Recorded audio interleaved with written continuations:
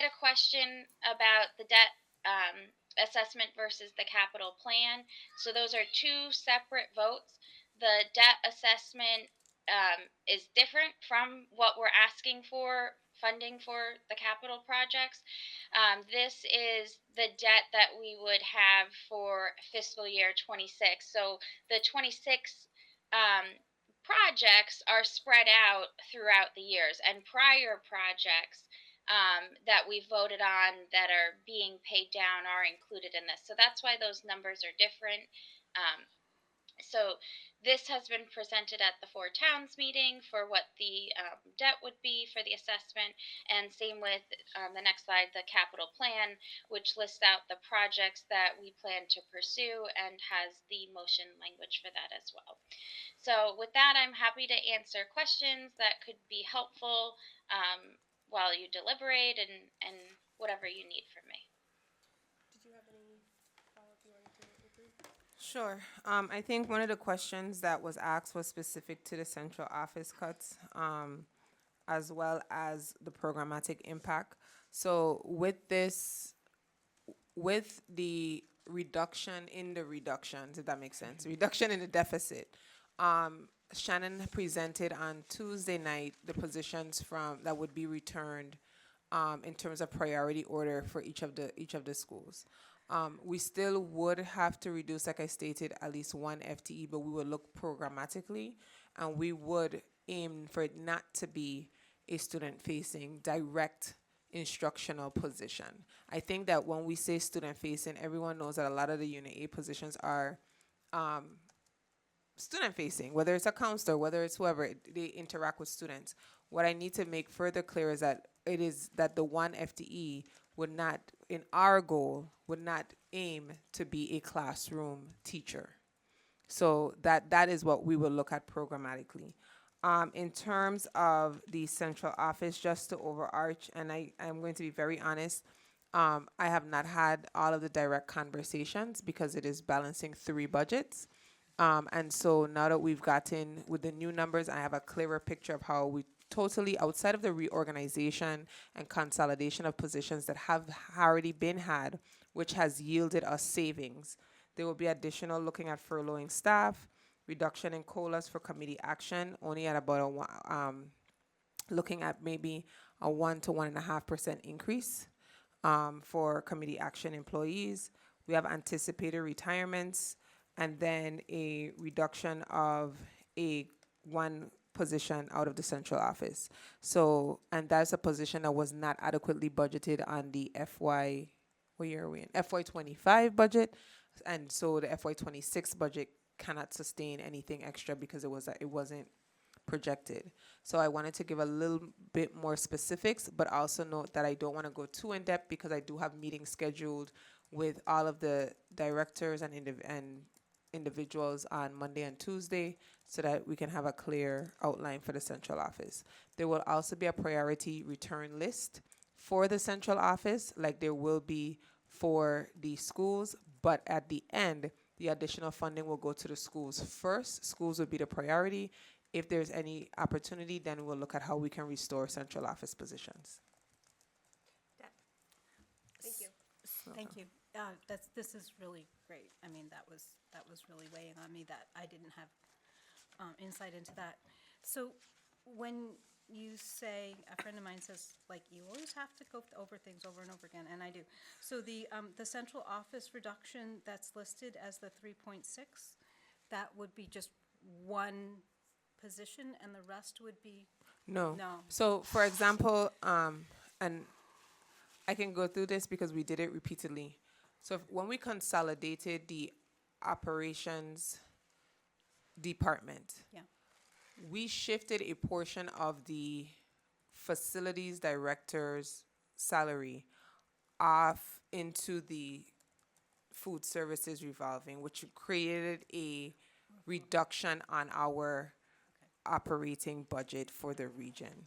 So when we sat and and this is when like a lot of things are like moving puzzle pieces. Yeah. So that equates to a portion of that 3.6 FTE. So in every department there was shifts and changes within the central office that resulted in some form of a reduction that we added into, and then there are additional reductions that are coming that equate to that 3 point, I think it's 3.6 or 3.4.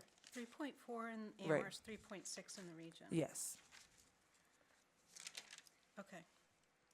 So, So it's multiple positions, but it doesn't look like a position, but because of how the consolidation and how the funding is shifted, it equates to a portion of that FTE, if that makes sense.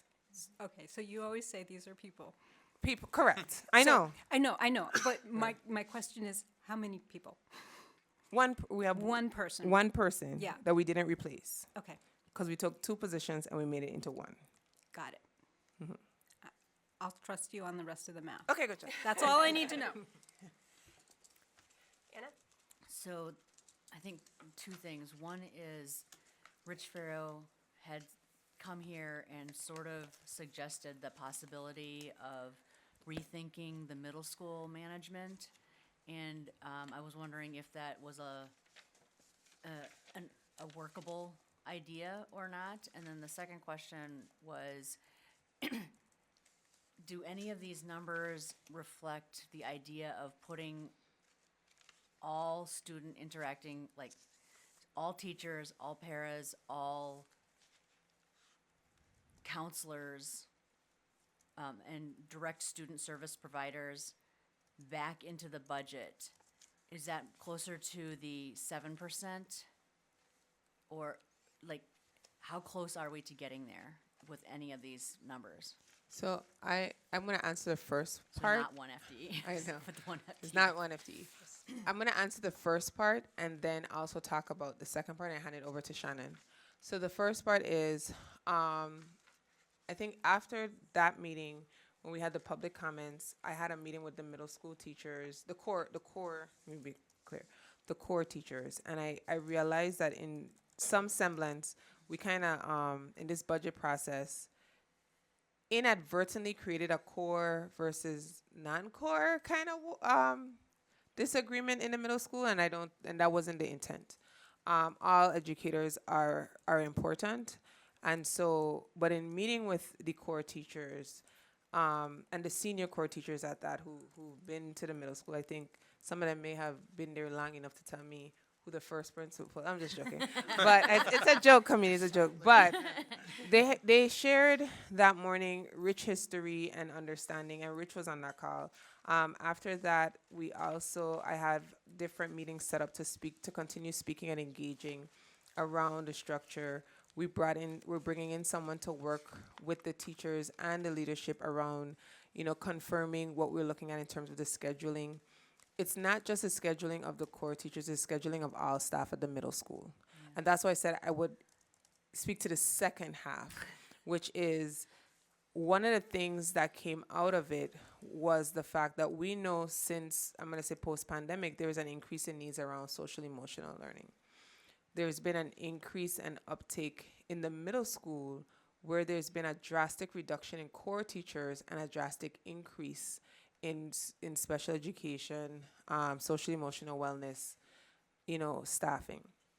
What we have to find is a clear balance, because at the end of the day, our laws say that every child is entitled to a free, fair, appropriate education. Part of that is in the core classes. Everything else is supposed to support what happens in the core. So I wanted to state that publicly because I think everyone is like, well, you're cutting special ed, you're cutting this, you're cutting. But we also have to look at proper ratios. We have to look at the number of students that we have. We have to look at the fact that our staff numbers are still the same when they were years before. And then Shannon answered the second half. Does this all restore all the teacher and counselor positions? No. So on the meeting on Tuesday, the last page in the slide was just some potential positions that we could put back, which and I just listed them out: four middle school teachers, two high school counselors, 0.66 of prep academy, and portion of world language, and it equates to just about 7.0 FTE, which is 6.99 actually to be specific. But then there, I still showed what all of the other reductions that would still happen if we if we only had a reduction of 997,000, which was two paras at Summit. One para um, is a one-to-one, which is with a student that's graduating, so that is a natural reduction. There was still the reduction of a school year clerical. Then there was reductions in some of our expense lines. There would still be one middle school position reduced, three para educators, a clerical, and a point 0.5 of a science teacher, and then the central office reductions. So even if we had all four towns at 6.5%, it would only give us slightly under 200,000 more to add into this, which would still have positions reduced. So what would we need to get all those positions restored? You would need the full 37,880. Yep, $37,889,297. But not talking level service. I'm talking, so if we didn't restore some of the central office staff and some of the other. I could do the quick math, and if you could just move on to the next question, I'll do Yes. the quick math and then Okay. tell you. Jennifer? Hi, I was just going to say that the FSS did our own little rough calculation, and it recalculated that the student-facing positions would require restoring 737,000 to the budget.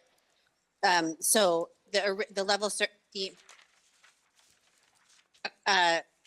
I'm getting distracted. The 7% budget that the FSS originally proposed on Tuesday roughly covers that 737,000. So you would roughly, I think, and Shannon can confirm, you would roughly need a 7% increase over fiscal 25 to restore the student-facing positions. Of the town allocation.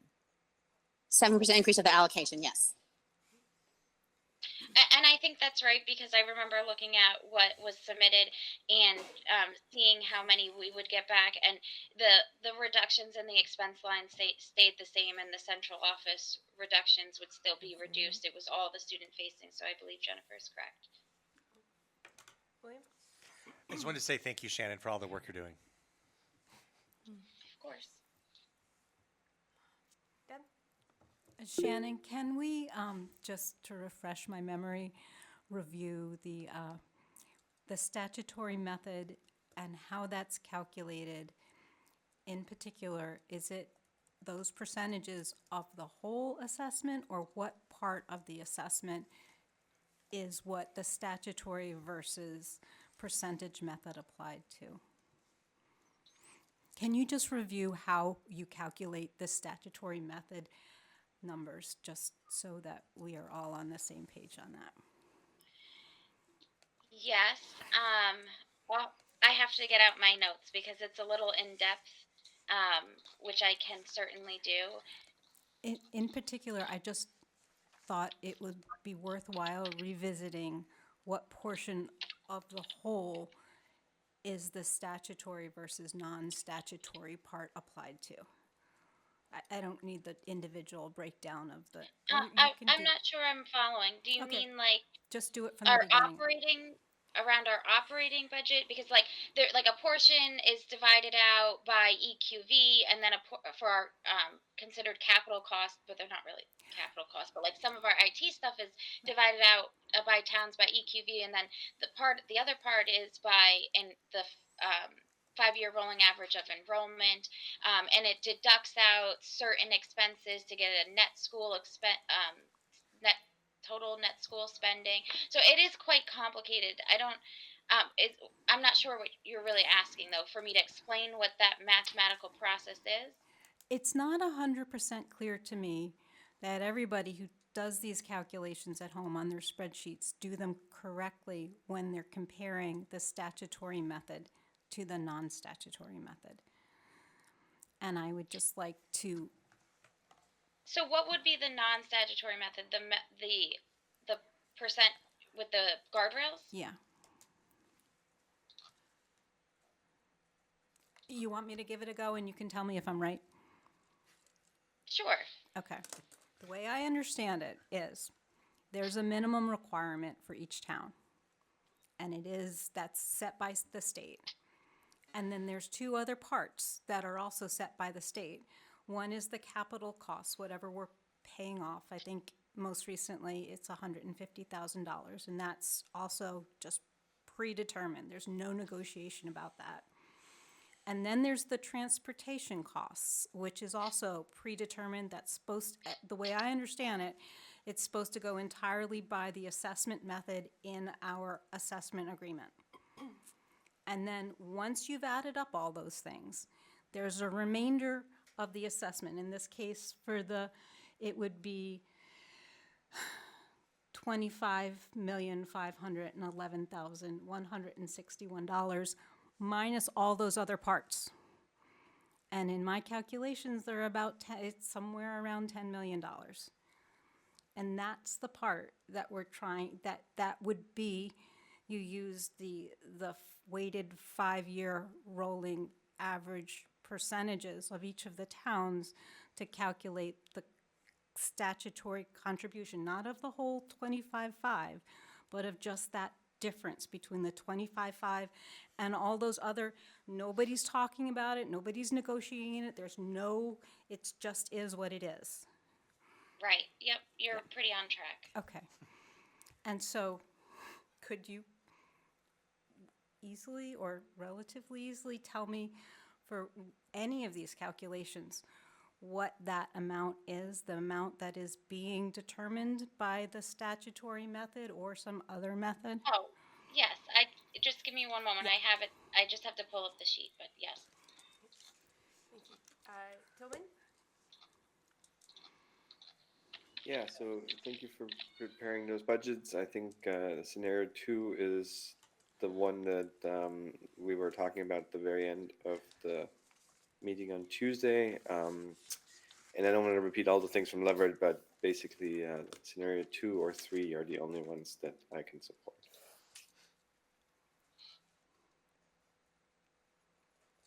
So I believe it is $10,103,710. $10,103,000. Yep, 710. Thank you.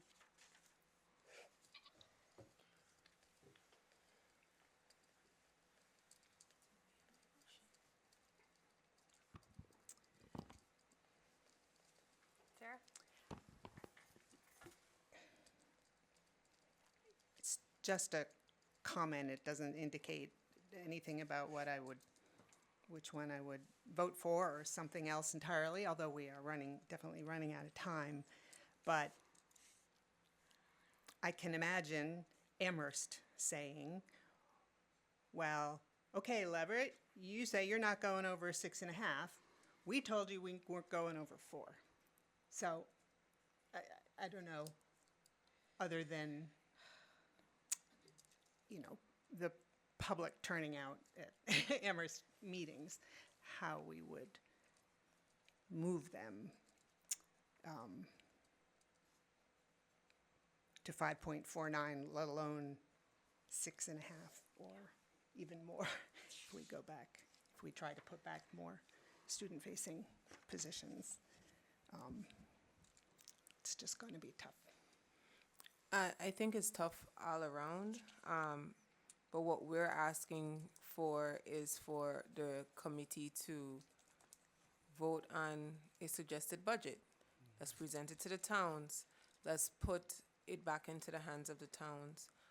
We're also asking, I sent out a letter this week, asking the community to show up to the Ways and Means meeting and to step forth and start to really put the advocacy in places where practices can truly shift. And the hard part is that, yes, we are not the funding source. We receive the funds. We advocate for the funds. We are being told the max that each one of the towns are able to go towards. We also know that, to me, the three towns have kind of pushed towards moving into more. Shutesbury was below the 6.5. We're now pushing them to 6.5. So we're pushing all of the towns to give the children of their towns what they need.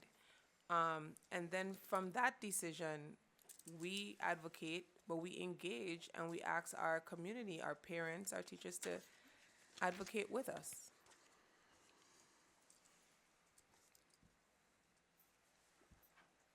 Jennifer. I have two questions. First, going back to Deb's question and Shannon's answer about the 10 million figure. So, what my understanding is that 10 million figure is the portion of the total assessment method that is squishy, right? Like everything else is in stone, and the 10 million is the part that's squishy, and that's the part that allocating that part is what results in the different percent increases that we've been talking about. Is that kind of right? Yes. Okay, great, thank you. And then, I have a question about advocacy, like, so I hear what Sarah's saying, that this is going to be this is not going to be easy, but that doesn't mean we shouldn't try.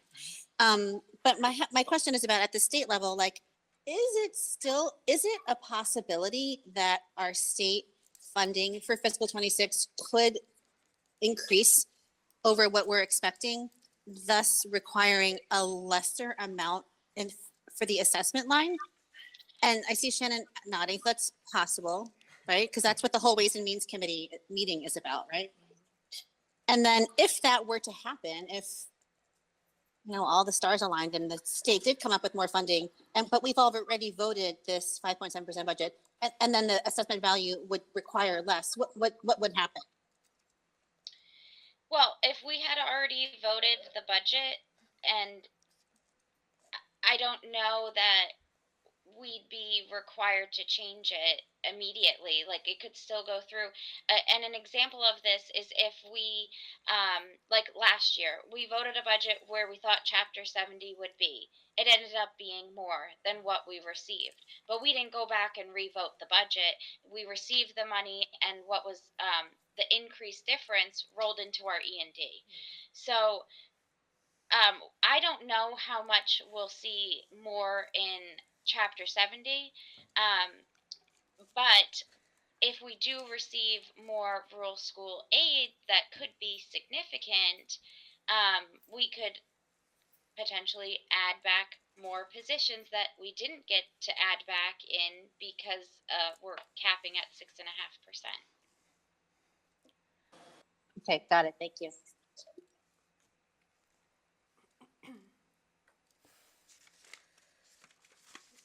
your hand up? Not yet. Did you say not yet? Yeah. Okay. Sarah? Yeah, it's just, I wonder if anyone knows, if any of us has been here long enough to know if we've ever had an assessment method where every town's percentage increase was the same. So The third one that Shannon just did for funsies.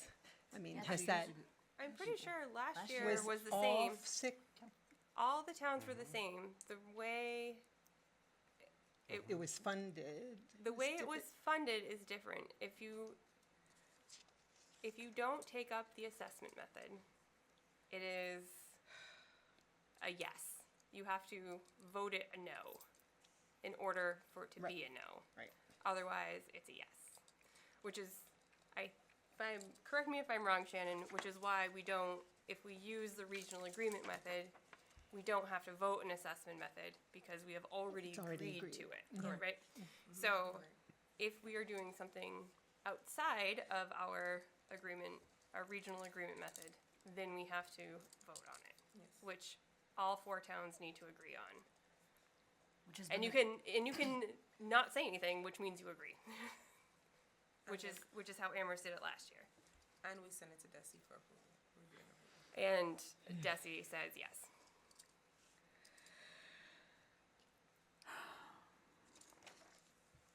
Bridget?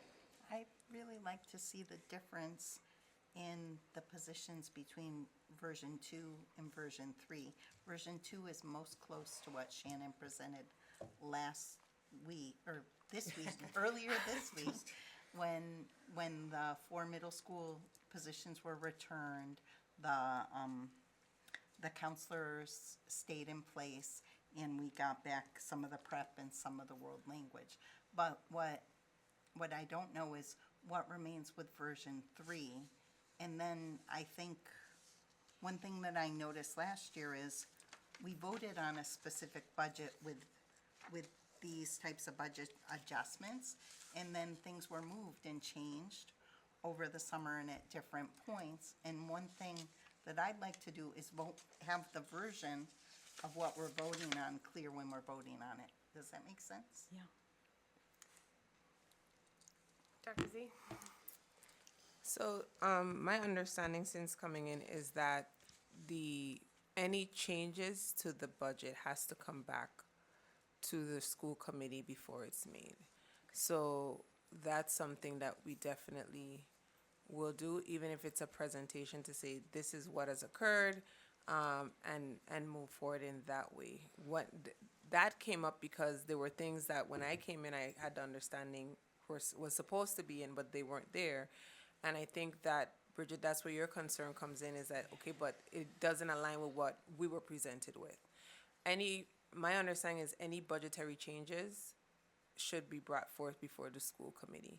So I say to you, if, for example, we do receive more aid and we have to make changes, it is only right and fair that we bring it back in front of the committee and present and make those, and inform and also allow you to do the duties that you are prescribed to do. One of the things that we also wanted to do, and that's what we did differently this year, is outline the positions that we would return back first. And you notice they are all school-based positions first. So any other position, I would do the same.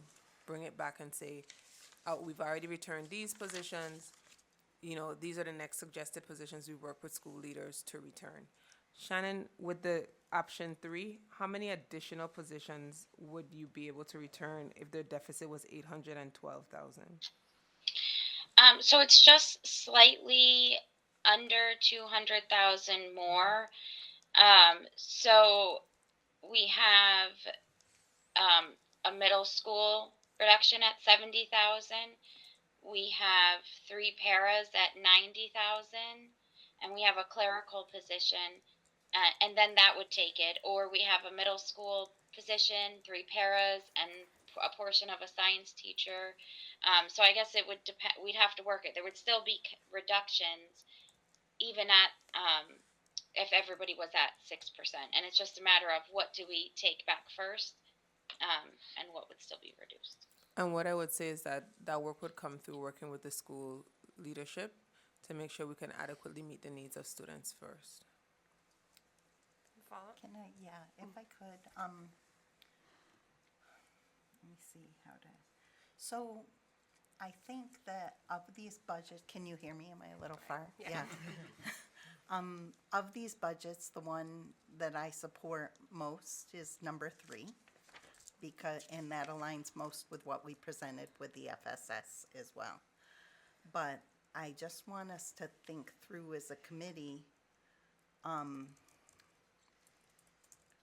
the potential roadblocks and how we have to strategize. If we vote for 3, what are the next steps that we have to take, that the community has to take to get 3 passed? Because on the 6.5 for all 3, is that do we need all 4 towns behind it, right? Mm-hmm. Okay. And I'm thinking it's easier to get all 4 towns behind version 2, even though I prefer and really would like to vote version 3. So I'm just putting that out for discussion. Sarah, I think your hand is up. I withdraw that.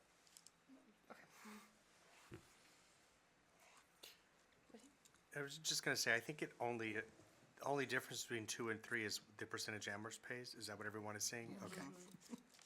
But it's $190,000 difference. I understand. Yeah. That's because that's the only difference. So that's Yeah. the 200,000. Yeah.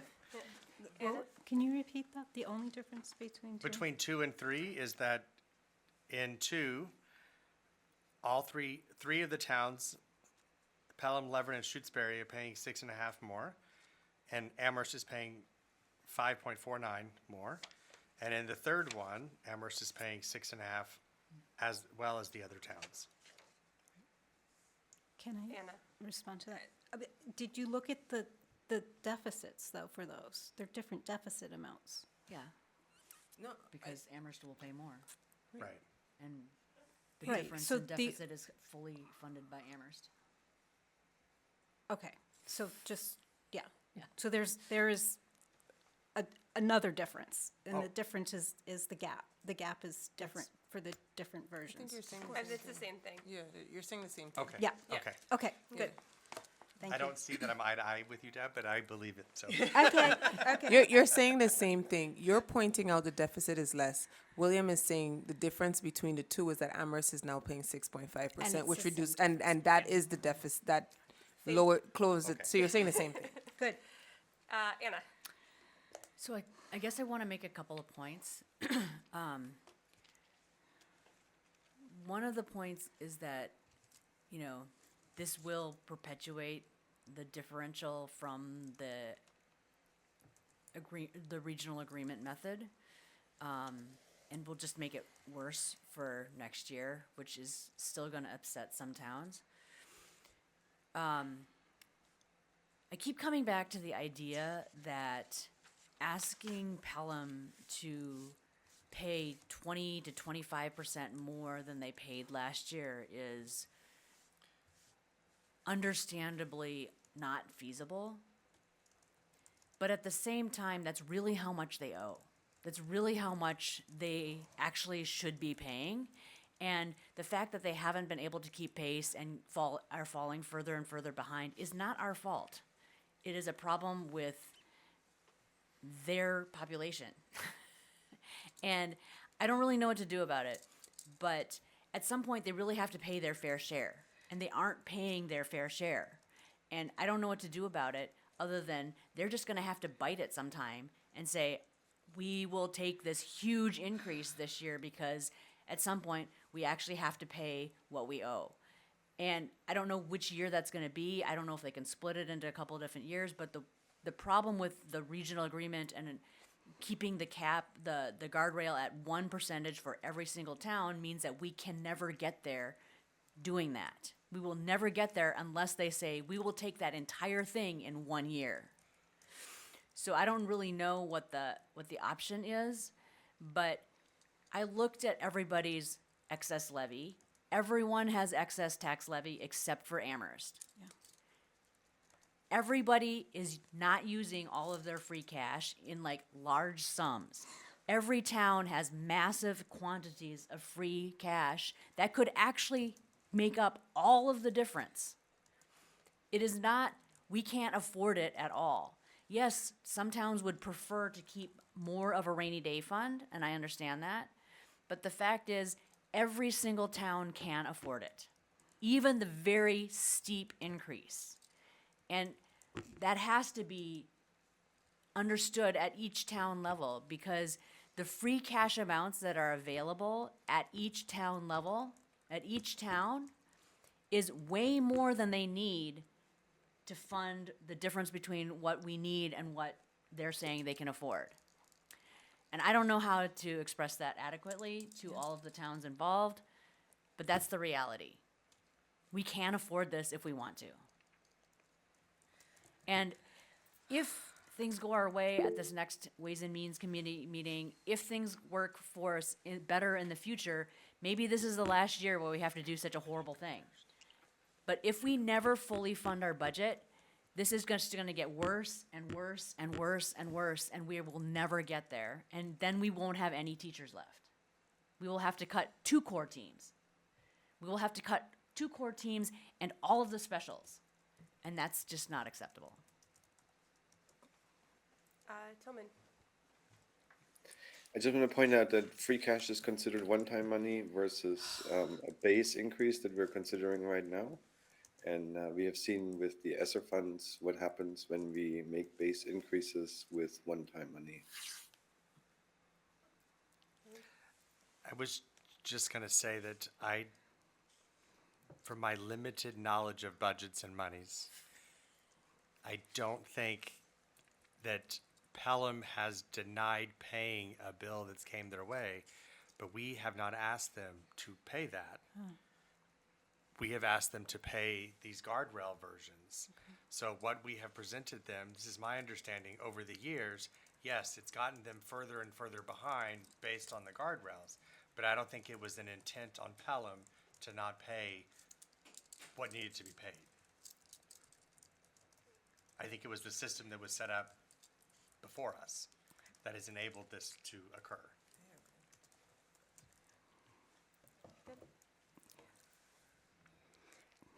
We are remarkably subdued.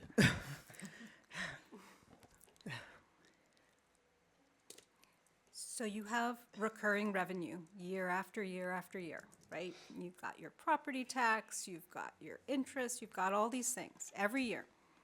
And you have recurring expenses year after year after year. And the difference between the two is the surplus. And somehow that's one-time money, and that will never, ever, ever make sense to me. Maybe that's how financial people do it. But I am too concrete a person to say that something that happens every year is one-time money from recurring funds and recurring expenses. You can call it something else, or you can keep calling it what you want. It will never make sense to me. You can say you can't have it, and you will never have it, schools, and I will accept that because I'm not in charge of that. But if I were, that would be a different issue. However, I've been to England once. That means back in the 80s, I went there with my mom. And I have never been back there since. And I just, to me, one means one. It doesn't mean one and one and one and one and one. And that's all I got to say. That makes my head hurt. Thank you, Jennifer. So I don't love option 2, but I think it's the one that has the best chance of passing all 4 towns. I'm not even saying that like for sure it would pass all 4 towns, but I think it's the one we have the best chance at. Because for Pelham, Leverett, and Shutesbury, they've already agreed to 6.5%, I think. And so it's Amherst we would need to work on. And I think, and pushing them to 5.49% is going to be hard. Pushing them to 6.5% would be even harder. So I am leaning towards option 2. I'm ready to make a motion, but I might pause to see if anyone wants to talk me out of it. But I'm leaning towards option 2. Thank you, Jennifer. Are there more comments anybody would like to make before? Okay, Deb? Yep. I had somebody help me see this through my town's eyes. And like I said, if the millions of dollars was mine, it would be a different conversation. But I am not. It is not. And what that person pointed out is that the same amount of money between the regional method for 2 from Amherst, 2 and guardrails translates into $450,000 more of cuts for Amherst. So I don't know how to sell that to my town. I get that it means other towns pay less, but that just feeds that subsidizing narrative that is very hard for all of us to take. So then when I then compare it back to what Amherst said they can afford, which is the 4%, option 1, it's the same amount of cuts. So they're paying more for nothing more, except, right? So option 1 for the statutory method is $1 million in cuts, and Amherst is being asked to pay their 4%, 1.6 million, 19.6 million. And at the guardrail method, where they're being asked to pay $300,000 more is the same amount. So it's back, I think, What do you mean the same amount? Of cuts, the same amount of cuts. approximately. So we're back to, if I'm gonna ask the town of Amherst to pay more than they said they were gonna pay, and they get nothing more out of it, I don't know what to do with that. So, help me. Yeah, So I have William, Tillman, and then Sarah. I'm okay for right now. Tillman. So I want to just point out that we're trying to follow, I mean, I hope we're trying to follow a little bit of current practice, which has been the guardrail method. I mean, I want to make sure it doesn't sound like the guardrail method is a totally outrageous proposition, because that's what we've been doing for the last few years. Yes, it's not what Desi loves, but this is what the towns have been expecting, because that's what we've been doing. And so, to compare scenario 2 to 1 and say 1 is the gold standard, yes, by the agreement, but this is not what we've been communicating to the towns when we, where we left it off last year. So I just want to be careful in making it sound like this is the guardrail is an outrageous proposition.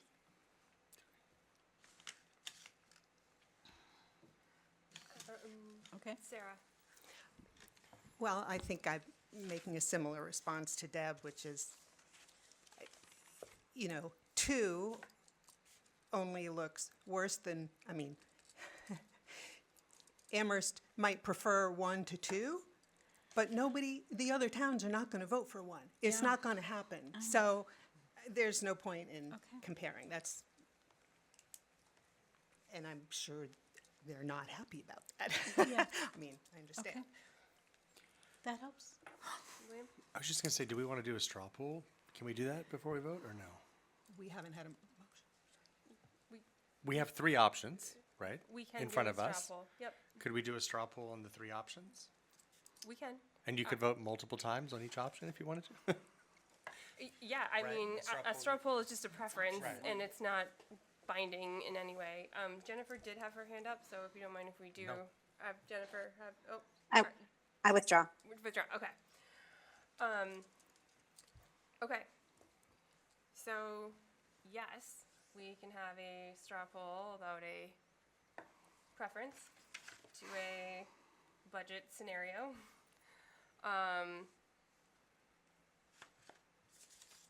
Okay, so we have option budget scenario 1, which is the Statutory. regional assessment method. Point of, Good. you said, or somebody said we could vote more than once. We all have to vote the same number of times, or it's, Not for us. yeah, because if I only vote for 1 and somebody votes for 2 different, I mean, are you asking which it's a is our straw poll. preference? It's, We yeah, have one preference. a Yeah. straw poll, a preference, you can, I don't think it's like, this is non-binding in Yeah. any way. So if you have big feelings that I really like these 2, that's fine. Okay. So Okay. right? We have to get to the end at some point. So if we have a straw poll and then we just have 2 that we're talking about, then we just have 2 instead of 3 we're talking about, right? So, okay. So the option scenario 1 is the regional assessment method. Option, which has overall reduction of just under $1 million. And requires, yeah, okay. And then we have option 2, which is also a reduction of just, this one is a reduction of just over $1 million, which has Leverett, Pelham, and Shutesbury at 6.5% and Amherst at just under 5.5. And then we have option 3, which is overall increase of 6.5% for each of the 4 towns. Okay. So, William, do you have a preference? My straw poll idea was that, that everyone could raise their hand for option 1, and we could count that, and then everyone could raise their hand for option 2, and we count that, and then everyone could raise their hand for option 3, and we count that, and we look at, Who's got what? yeah, Sure. All right. Yep, go ahead, Anna. So,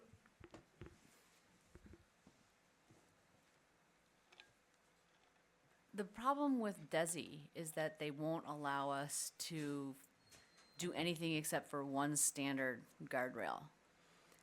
But that really pushes us to get further and further out of balance. But if we, at one point, I think it was Pelham who was talking about, well, maybe later, once we figure out all of our budget issues, we might be able to gift an extra amount that would then be applied to our base for the next year.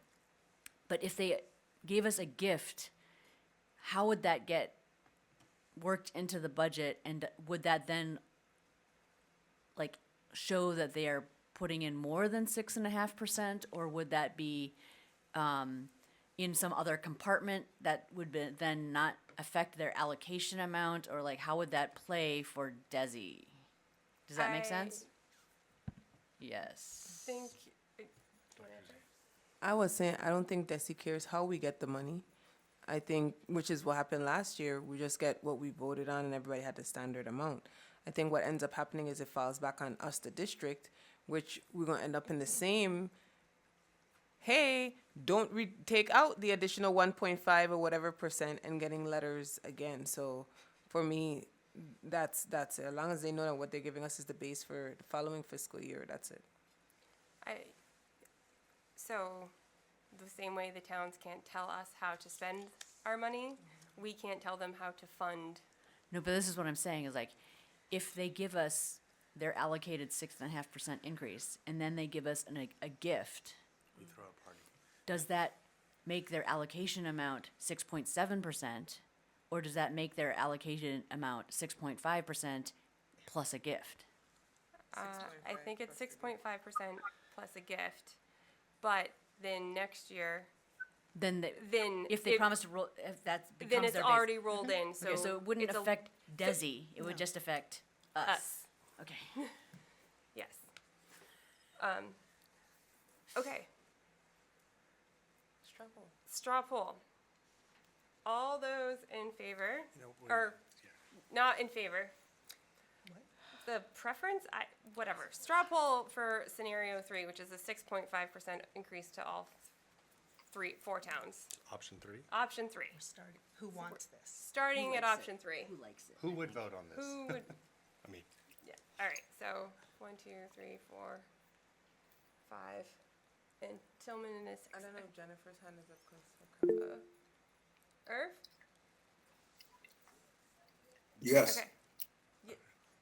You're including, okay, 7. Then we have option 2, which is 6.5% increase for the 3 smaller towns and almost 5.5 for Amherst. 1, 2, 3, 4, 5. What are we at? 8? Okay. And option 1, straight up regional agreement method. Goose egg. Oh, 2. Okay. Like, wait, for everybody with no caps, just, and a level services budget? It is just under $1 million reduction. Not level this is the services. statutory It's up method. there. This. It's this one. Here's the number 1. So it's that percent increase right there, but it's still a million. It's still $1,997,000. Oh, no. Doesn't work. Okay. So our straw poll looks like we are heavily favored between option 2 and option 3. Good job, team. How many do we have to pass? we're getting there. For us to pass our budget, I believe we need a simple majority. Right? Yes. No. Shannon, do you know? I think so. Yeah, we're not 2/3. 2/3, We need 2/3. which is So- how many? Yeah, I looked at it. We need 6. Shannon, clarity of the committee, of the regional committee, or of the towns? What was your Of the question? Was committee. The committee. okay. Thank you. Yeah. Okay. More comments we would like to make on our budget scenarios? Sarah? And maybe I'm repeating a point Jennifer made. I just think it's going to be a lot harder to get Amherst to 6.5. Or, I don't think they will be happy at paying just as much, as a percentage increase for all the towns. I think it would be quite a bit easier to get them, although not easy, to get them to 5.5. I think they would perceive that as more, well, Fair. I just think it'd be easier. Okay. William? I think for myself, last year we pushed a budget out that we felt comfortable supporting the kids. We had a compromise, but we did take a big step forward in that first budget we pushed forward. I think if we don't swing the bat all the way, then we might miss something. We had to go back and redo the budget last time. We could always go back and redo the budget again. So I would push for 3 and do what we can do for the kids and see. Jennifer? Yeah, I'm being very risk averse right now for some reason. I'm willing to take the risk of pushing Amherst to 5.49.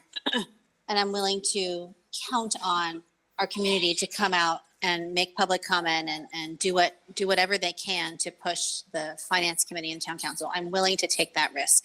It's a risk. 2 or 3 is a risk either way. I just, between 2 and 3, I feel like 3 is a much bigger risk. And it just doesn't sit right with me. I just feel like the chances of Amherst agreeing to 6.5 are so low. That's why I'm pushing for 2. Thank you. Thanks, Jennifer. Deb?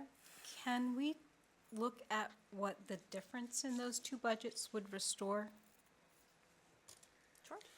So that's $200,000, and we would have gone back and restored, it looks like, if I got it correctly, no, I don't have it correctly, I don't have the right spread. Somebody else have what that gets us, the yellow boxes on one of these spreadsheets? Maybe I misunderstood, but I feel like this is the question I asked earlier. You did. Right? And it gets us back Oh, right. one middle school teacher. Right. The 3 paras, one of which isn't required, and one, Or- like secretary. or the clerical, Or the clerical. And then there's So- one science teacher. Yeah, I one remember science now. teacher. Yeah. That one's not coming back with either version. Yes. It The could.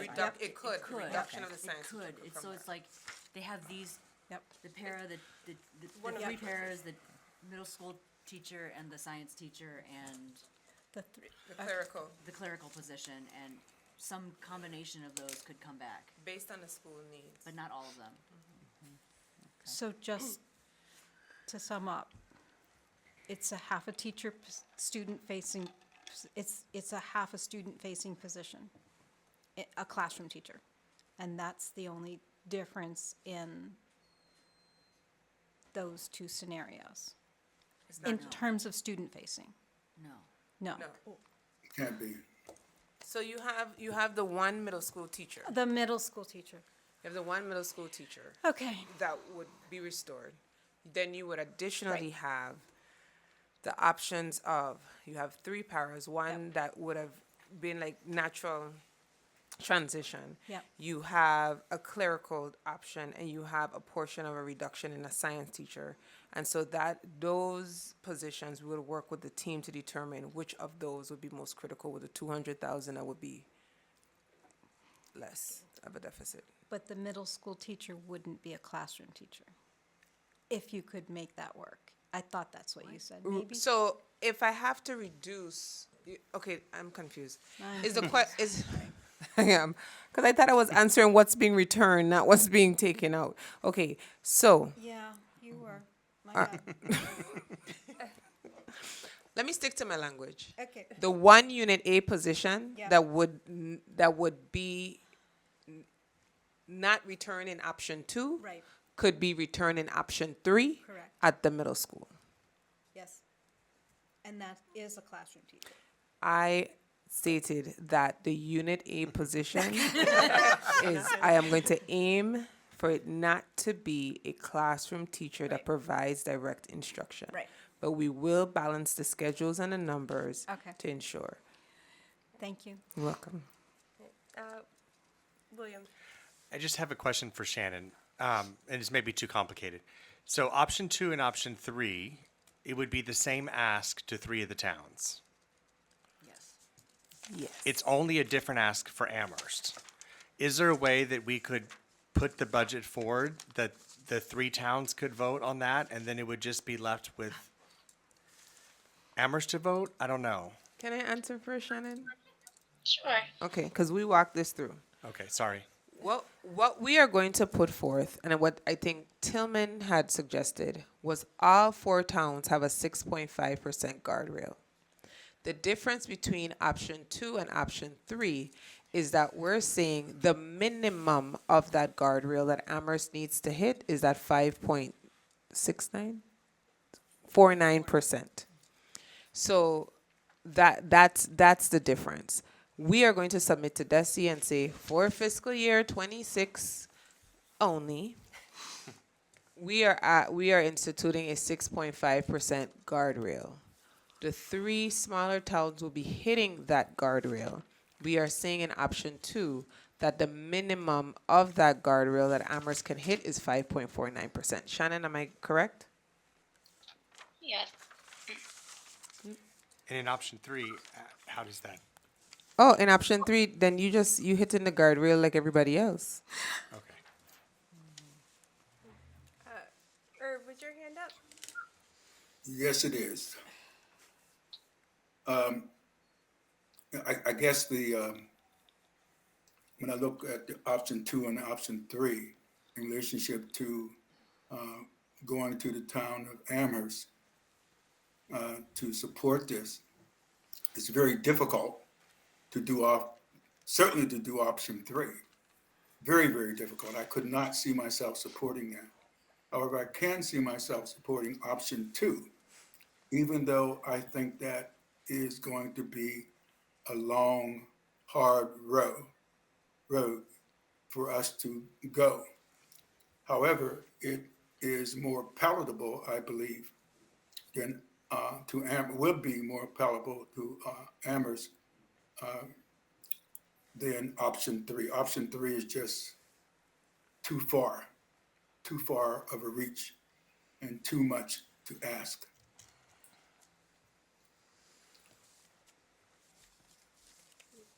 Thank you, Irv. Anna? So I love how everyone is just kowtowing to Amherst because the difference between what Amherst owes and what Shutesbury owes is really not that much different, like the percentage increase. And I'm telling you that we're asking Shutesbury to just step up and take the bite. And but Amherst, poor Amherst, they can't possibly do it. And that's not going to play well in Shutesbury. So for Amherst to complain and cry about not this method being totally unfair, and we shouldn't ask Amherst because that's too much of a heavy lift for Amherst. But Shutesbury, no problem. They can absolutely do it. I think that's gonna hit some feelings. And I'm kind of tired of Amherst continuing to object to stuff that all of the other towns are like, let's just, give the students what they need. And so I firmly suggest that we start with 6.5. And if we get pushback or if people fight us on it and they complain about it, then we can deal with that fact at that point. But I'm not going to go to the towns and say, well, Amherst fights harder, so we'll just say, okay, 5.5 is okay for you, but everybody else really step up and do 6.5. I'm going to say we're all going to do 6.5, and if you have a problem with that, come back to us. Sarah? One thing I'm keeping in mind is that the Amherst School Committee will start deliberating Yeah. its budget next week. And that budget has a big hole, and I'm not deliberating, but I'm imagining that we may be considering asking the town of Amherst for more money than they've told us they want, that we are going to get. So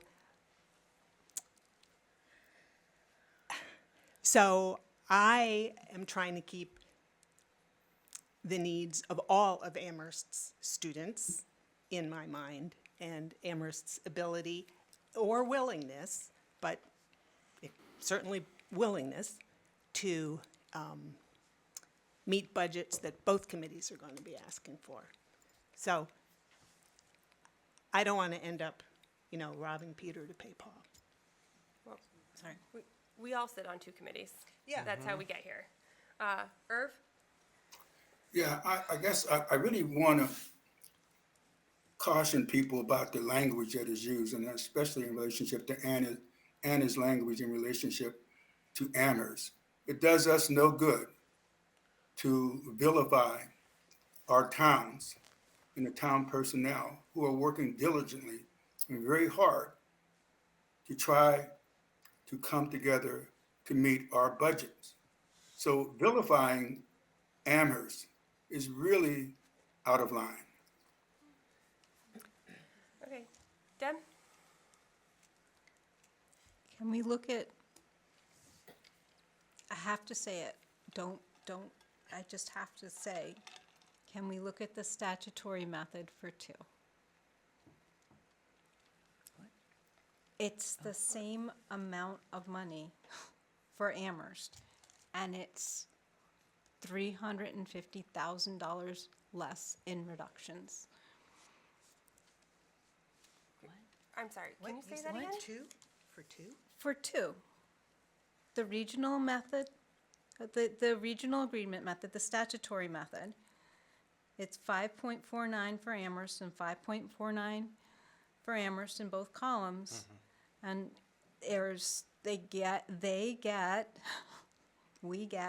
somebody gets a reduction of $650,000 versus $1 million. I'm sorry, Deb. Can you explain Okay, to me so what I'm you're... not, so page 2, okay. So look at the top. Yeah. She's talking about right here is 650 if we did statutory, and then over here, this is not statutory. But I think because we had asked to have the 6.5, this was the math that we had to ask for this to Yeah. then be able to get to this, and that's what we asked for. Okay, so can we discuss the regional agreement method for a,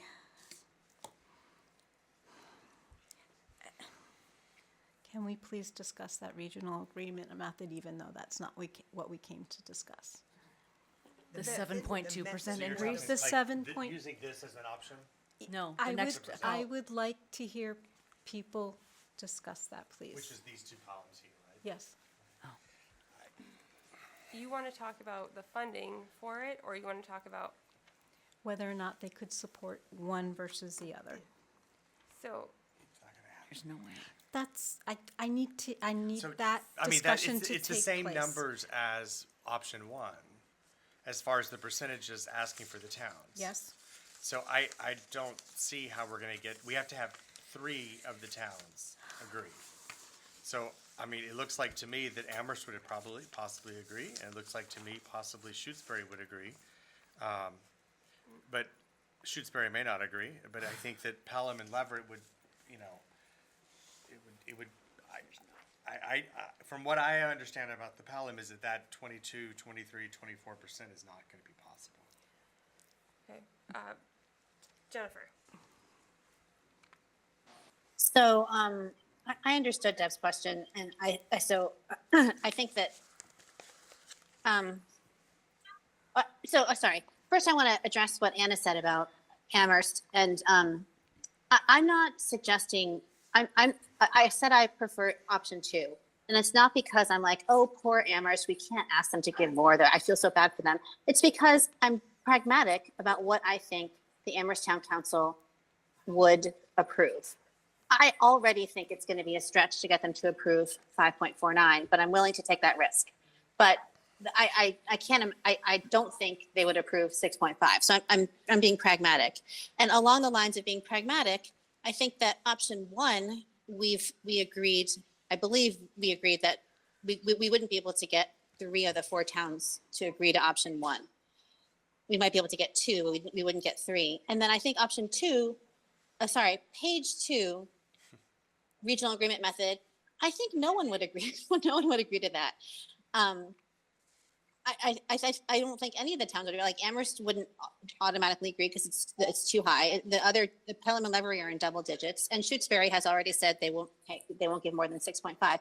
So the fact that we are like the thing that Tillman has said, that Shutesbury has said they can't give more than 6.5, so that's what Shutesbury can do. Like, we're making these decisions based on what our town has told us, what our towns have told us they can support. We're pushing Amherst. Amherst has told us 4%, and we're going to try to push them to 5.49. Not because I feel bad for them, but because I'm being pragmatic. So I appreciate Deb bringing up the regional agreement version of option 2, but I don't think anyone would agree to that. And so I'm still firm on 2. 2 with guardrails. Deb? So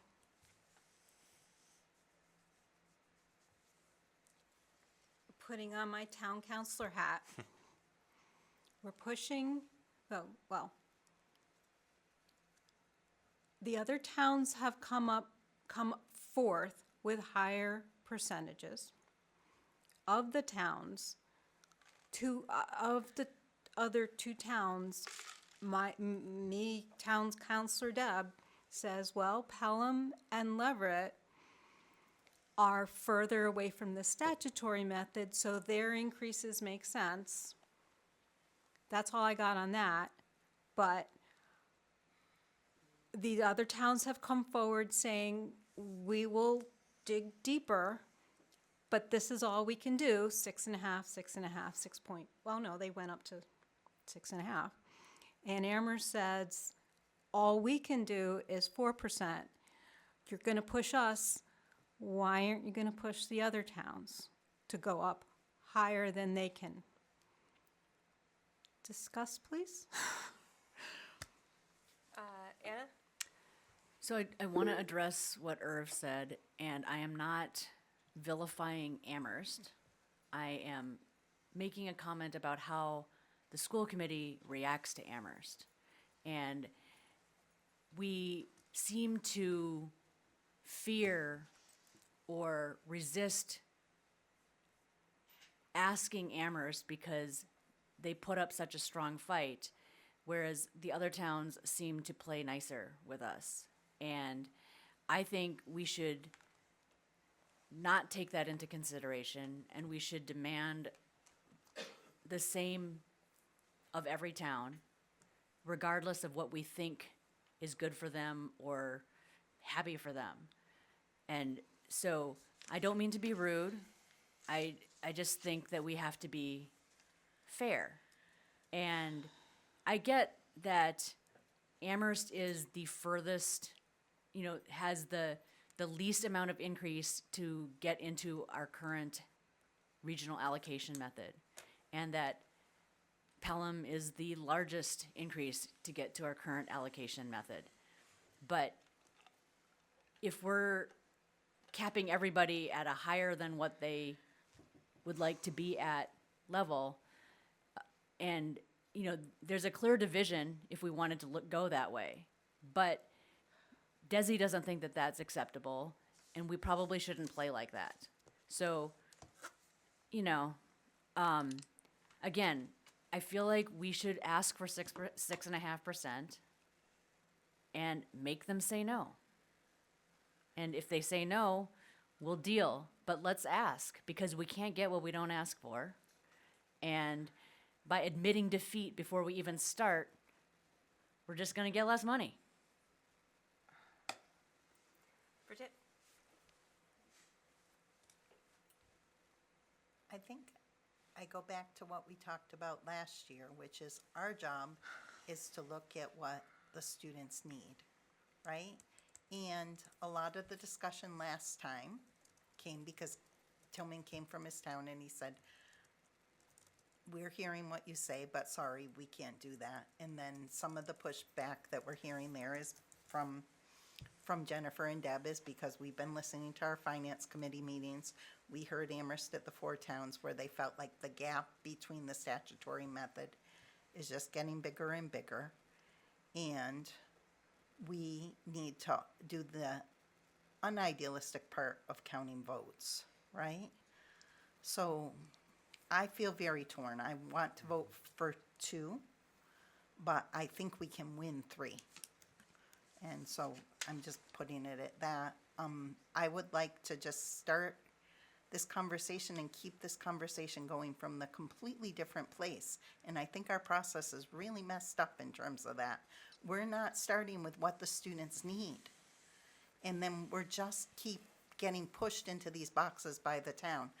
I don't know how we fix that. We didn't have this problem as much when we had town meeting in Amherst. That's why our budgets in Amherst, 52% used to go to the schools. We're down to 47%. The different change in government has pushed us away from that. But on the other hand, we have to pass this budget within the form of government we have. And town council also has its percentages.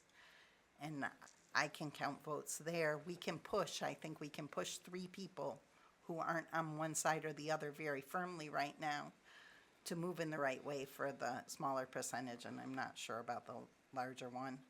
I don't like that. I don't like to say it. I don't like to be part of it. I want to do what the students need. Sure. I just want everyone to know that the definition of insanity is doing the same thing over and over again and expecting a different result. And I've sat down very quietly and heard the same thing go around this room from everyone repeatedly over and over again. I've heard the same comments at the Four Towns meetings. I've heard the same comments at our budget discussions. At the end of the day, the way how I look at it, in 2 and 3, we are voting a guardrail of 6.5%. The difference between 2 and 3 is the fact that Amherst has to minimize to 5.49%. What ends up happening here is that we're either deciding to vote option 3 or we're deciding to vote option 2. Either way, the guardrail is a guardrail. It doesn't guarantee that the towns are still going to hit that guardrail because we may go to a meet. And I say that because what ends up happening is the language that we have to send forth to DESI is that for FY26 only, we're looking at a 6.5%. The towns are going to push back. Shannon and I discussed that. We discussed what would happen if it made it all the way through, and we don't have it because the towns didn't approve it. We go to a 112 budget. So we are running a risk regardless of which one of these 2 options we select. I am with Bridget and with my staff, and more so, I am with the students of the regional district, and say vote the best option for the children, and then we fight and advocate from there. Because we're going to be here another 30 minutes talking about Amherst, Pelham, Shutesbury, and Leverett, and we're not talking about what's best for the kids. Tillman, did you have your hand up? Nope. I can't hear you. Oh, did you have your hand up? No, I withdraw, but I hope we get to a motion soon. Okay. I have Irv and Jennifer on my list. Irv? Yes. Dr. Z, I totally understand what you're saying and agree with it. I also agree with what Bridget is saying. However, I do understand, know, and realize that there are limits to which we are going to be held. And going to option three, in my mind, will cause a greater uproar and resistance on the part of Amherst than option two. Yes, we I don't think anyone on this committee or in Amherst would say that we are anti-child in terms of what is best for our students. I don't think there's anyone in any of the four towns would say that. And however, I do believe that we have an obligation as school committee members, especially school committee members from Amherst, that we understand, know the budget of Amherst and what they are facing and what the town is facing, and financially. Knowing what the town's facing financially, and then knowingly going and voting on something that we know is going to cause additional stress or strains on the budget of Amherst is something I can't do and won't do. What I'm going to do is vote for that which makes most sense financially and look at that and say, yes, it is certainly not ideal in relationship to the education of a child. Because if I really, really said, well, I'll focus upon the child, then I would go with whatever the superintendent put forward, regardless of the amount, as long as it met the needs of of our kids. But that's not. I don't think that's where we are. We are to look at the respective budgets of our towns, look at what our towns are sending to us as signals and concrete and non-concrete, and say, hey, is this the best budget we can pass to meet the needs of our kids? And that we realize that it will not meet all of the needs of our kids. And I'm certainly well aware that it will not meet the needs of our kids. And I'm painfully aware of the kinds of cuts that this will engender. But I firmly believe option two is something that we should go forward with. Jennifer? Okay, I'm going to move option two and we'll just see what happens. Now, according to the motion language, it looks, there's two motions that need to be made. And as far as I can tell, the first motion is the same for options two and three, as far as I can tell. So the first motion is, I move to amend section 6 of the Amherst Pelham Regional School District Agreement by replacing subsection J as follows. Quote, for fiscal year 2026 only, the assessments shall be allocated to the member towns in accordance with the per pupil method found in section 6E of the Amherst Pelham Regional School District Agreement. If any member town's assessment based on the regional agreement method increases or decreases more than 6.5% from their fiscal year 2025 assessment, the fiscal year 2026 assessment shall be limited to a 6.5% change, provided that the requirements of minimum local contributions are still met, end quote, or take any other action relative thereto. Second. Was that you, Tillman? Yes. Thank you. Okay. Any further discussion? Just William? quickly, if we pass this motion, it doesn't, it is still open for 2 and 3, correct? No. It's the same for 2 and 3, so. Right, so if we pass this, we could still pass 3. Yes. Okay. Okay. We're ready to vote.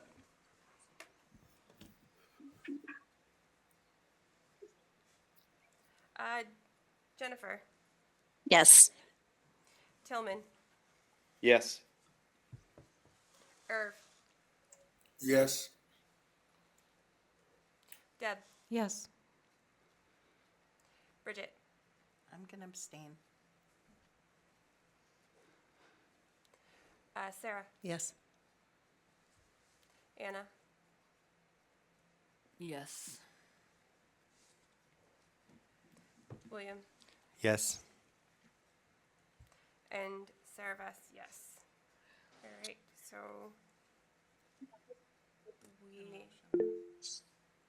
the motion passes with 8 yeses, 0 noes, and 1 abstention. Jennifer, I'd like to make the second motion and then I'd like to speak to it after hopefully it gets a second. okay, Let me just make sure I'm on the right page. I move to adopt a budget of $36,887,029 for fiscal year 2026 for the Amherst Pelham Regional School District and to assess member towns according to the method in the just approved amendment as follows.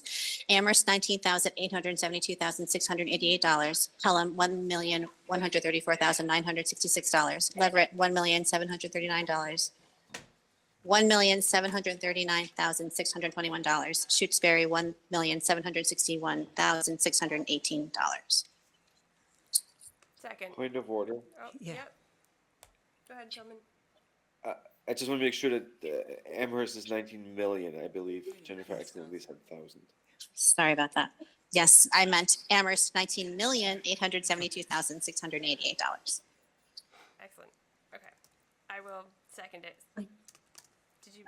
Thank discuss you. it? Did So, wanna- yep. yeah, I want to speak to the motion, which is that I hear what everyone's been saying, and I feel like motion two, yes, the option two restores or preserves what I think are the most important of the cuts that would have been made. It restores the middle school team schedule. It restores 2 counselors.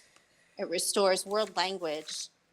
So even though it doesn't restore all the student facing positions, to me, it restores the most important ones. I mean, most important is a tricky word, but it restores the ones that I think are most meaningful. And I want to vote a level services budget, but that has no chance of passing. I wish I could support motion 3, but I think that has a very low chance of passing. And and when I think about doing what's best for students, I think about option 2 being one that minimizes harm and has the best chance of passing. So that's why I motioned for option 2. Thank you. Thank you. Any further discussion? Deb? I'm going to vote no. That I can do that as discussion. I'm going back to where I was in November of last year when I saw that surplus at the bottom of the spreadsheet in Amherst. I'm going back to one-time money being good enough for me year after year after year. So in terms of one of the public commenters, I feel like we're owed money. I do not buy the fact that that surplus is just can't now or ever be used to support the schools. And so I think Amherst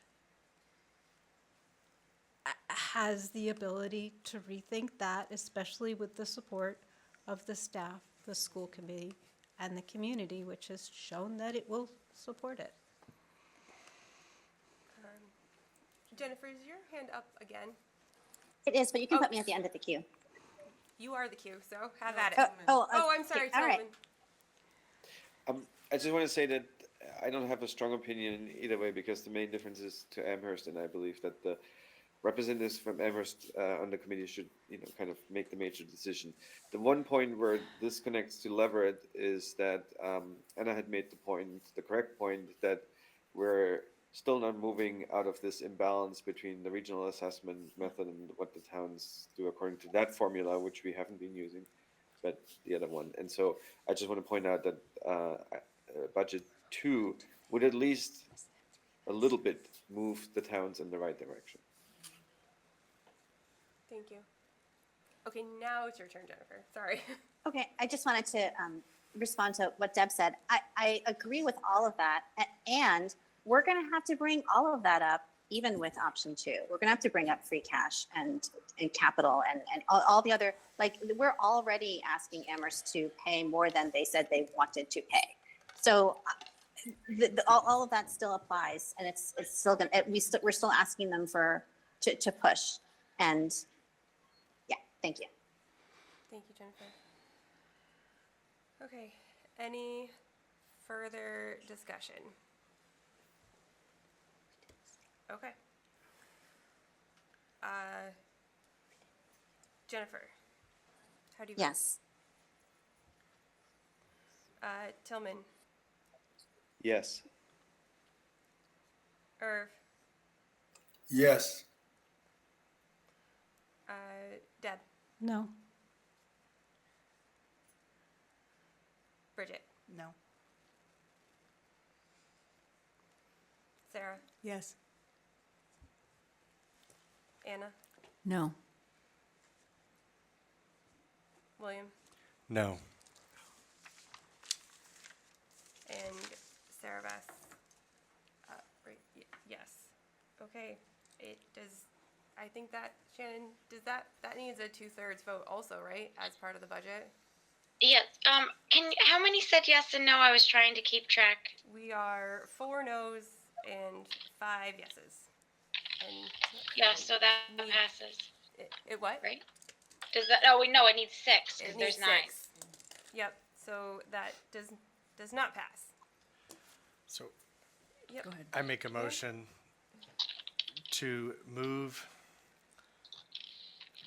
to adopt a budget of $37,077,171 for fiscal year 2026 for the Amherst Pelham Regional School District, and to assess member towns according to the method in the just approved amendments as follows: Amherst, $20,062,830; Pelham, $1,134,966; Leverett, $1,739,621; Shutesbury, $1,761,618. Second.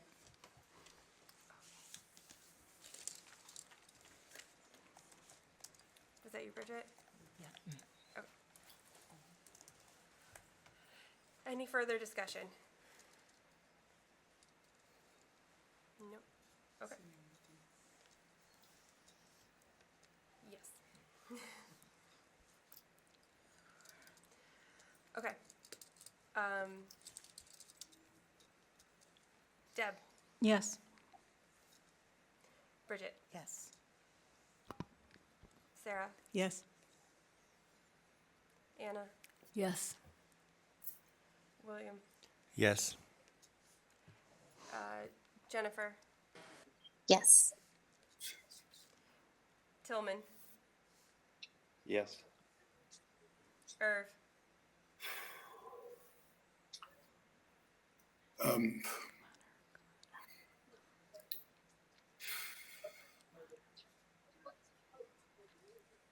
I mean, I hear the will of the committee, and I'm sorry, Irv, but we're not deliberating anymore, we're just voting. yes, but I still can comment. You know, if I'm in pain and making it, I'm going to express my pain regardless of what you say. So, yes, this is a painful decision for me. So, I'm going to abstain. Okay. And Sarah Beth, yes. So that passes 8-0 with 1 abstention. Okay. We have, yeah, go ahead. I was gonna say, I make a motion to move the district, I move that the district hereby appropriates a sum of $485,000 for the purpose of paying cost of the following projects, including the payment of all costs incidental or related thereto. District asbestos management and abatement in the amount of $20,000. Infrared electrical system distribution analysis and repair in the amount of $10,000. High school energy management HVAC upgrades in the amount of $50,000. High school auditorium curtain and rigs in the amount of $150,000. High school auditorium house lights in the amount of $15,000. High school parking lot repaving in the amount of $20,000. Middle school walk-in cooler and freezer in the amount of 50,000. Middle school fire safety system upgrade in the amount of 100,000. Middle school west parking lot repaving repairs in the amount of 20,000. Middle school theater curtains in the amount of 50,000. Said sum to be expended at the direction of the regional school district school committee to meet the this appropriation. The district treasurer is authorized to borrow said amount under the percent to Chapter 71, Section 16D, and the general laws and the district agreement as amended are pursuant to other enabling authorities. Any premium received upon the sale of any bonds or notes approved by this vote, less any such premium applied to the payment of the cost of issuances of such bonds or notes may be applied to the payment of cost approved by this vote in accordance with Chapter 44, Section 20 of the general laws, thereby reducing the amount authorized to be borrowed to pay such costs by a like amount. Second. Was that you, Sarah? Okay, any further discussion? I have a question. Yep, go ahead, Deb. Our new superintendent, is it our plan to execute the capital program, which is this as laid out previously? Is this a continuation, and do you anticipate we will just be following this, or do you expect to be able to do an audit of the needs of the buildings and analyze whether the pre-existing plan is viable? Yes and yes. In discussion with Shannon and the team, we do have a new operations director. So we want to give him an opportunity to go in and assess and make any changes. So we will carry forth and move forward with the capital plan as is, giving him the opportunity to assess and reassess and make changes. Bridget, was your hand up also? Yeah. Okay. Is it my Yeah. turn? Yeah. Okay. So there's a small thing, which is the middle school curtains. And I'm not sure why we're gonna hang new curtains under a leaking roof. So, small thing. The big thing is, this is not Dr. Z's fault or the new director of operations fault, but I've been sitting here for a year saying something, and so I feel frustrated, and I'm just gonna repeat it, which is, if we do not make our capital plan in a way that it's reducing our operating budget and making it more sustainable, I can't vote for it. End of story. Tillman. In light of the question to the superintendent, in light of the discussion around potentially combining middle school and high school in a single building, does it make sense at this point to invest in middle school projects? Yes, because the middle school building is still functioning, and as my release said today, there's some major things that are happening while we still have children in the building. We also know that the high school itself has some capital projects that need to be undertaken, and so that's why I really need to give the operations team an opportunity to give me a good facilities plan around how we can use, maintain, and upkeep our facilities. Can I ask a follow-up? Yes. So I totally see this for the fire safety system upgrade, which, you know, this is in the middle school, but I'm not sure that new theater curtains are necessary if we, you know, plan to operate the building only for one more year. Same with parking lot paving. I just have reservations about these particular items. I get that. I drive through the potholes every day. And so I think it also goes to safety. But we can have that discussion as well. High school parking lot repaving is also there. And if you leave our school committee meetings, I'm sure when you hit the speed bump and then the dip after it, you're fully aware that our parking lots need repaving. But we would still have to maintain and use that middle school building, and so it's just what the use would be in the future and how do we reprogram it is my thoughts. Yeah, a comment and then a question. I think, well, last year, the Amherst Elementary Schools voted, or we asked for money, which I think we got, to replace an auditorium curtain in one of the elementary schools, and I believe we were told that it was a fire curtain. It's a fire safety requirement, or, so I don't know that that is also the case for the middle school curtain, but perhaps it is. But then my question to the superintendent, it sounds like the new facilities director, or director of operations, I guess, might come back and say, so the regional committee authorized these projects, we haven't done them, I don't think we should do them, and so might come back to want to repurpose or just put the money back in the pot and I would- ask for some new projects the next year. I would say yes, Shannon. That's our goal and our intent, the plan that was presented. Yeah, so I mean, it's possible that if it's voted, but we don't actually end up doing it, we could say we were not going to use those funds and turn it back. We could do that. But I just want to also remind everyone that it has not been fully committed that the middle school and high school are conjoining. And when there was a study done years ago, I don't remember when, but I was given some paperwork of what that transition would look like, and there was additions onto the high school. There were some more significant costs on there, and at the same time, we're also working with MSBA on this roof, and there have been deadlines that we've been meeting and having certain contracts signed that around getting the design portion done. That I can't say that at this point we're really committed to conjoining those two buildings, so there very well could be still a middle school here in 10 years. We don't know that for sure yet, and it's something that we're working on, but we need more time essentially. So we have to maintain and provide for the students that are there currently there, because there's no time frame for them to come out. Deb? I would like to amend. I would like to include $600,000 of mold remediation at the middle school. Say that again? I would like to include, add on $600,000 worth of mold remediation at the middle school.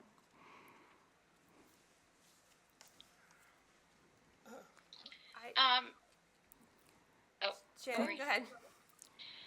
So, to do that, one, I'd have to amend also the capital debt schedule, but two, I think there's some issues if our capital plan is over a certain dollar amount. Not that it's an issue, but there's certain requirements that I'd have to check in with the treasurer that I'm not really able to say if we could add another $600,000 to this.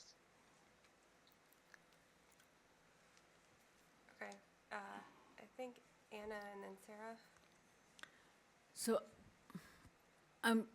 I know that there's a capital budget as well as a operating budget, and I'm wondering why none of this is going into the capital budget and why it's all being scheduled under debt. This is the capital budget. This is So- the capital. But Go it ahead, says Shannon. This is all being funded by debt. There's two budgets. There's our operating budget and there's our capital budget. Our capital budget is funding that we take out that does get paid back by the towns according to our debt schedule. So I'm not sure what you mean. It is our capital plan and our capital budget. And then And we it's have always debt a bond? schedule. It's Yeah, all a bond. with the towns. Well, this treasurer takes it out at the region on behalf of the towns, and that motion in the first paragraph of that motion gives her the right to do that. Okay, It's how they How they it's do funded, the yeah. funding, not it's fine. yeah.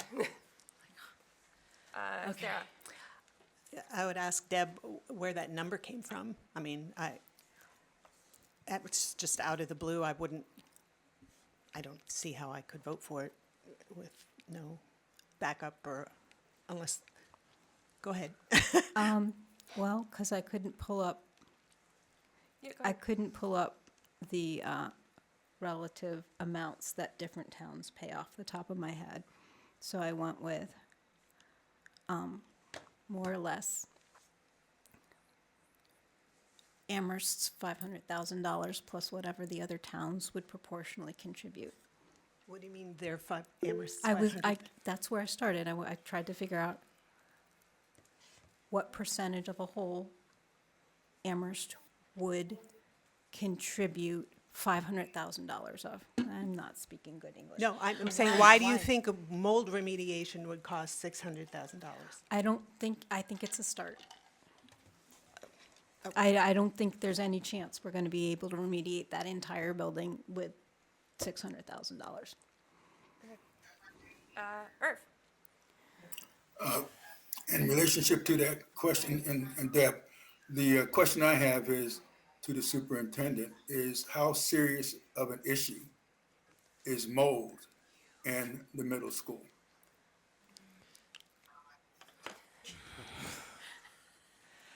Without being an environmental specialist, it's a serious enough issue that there is a wing that is closed off.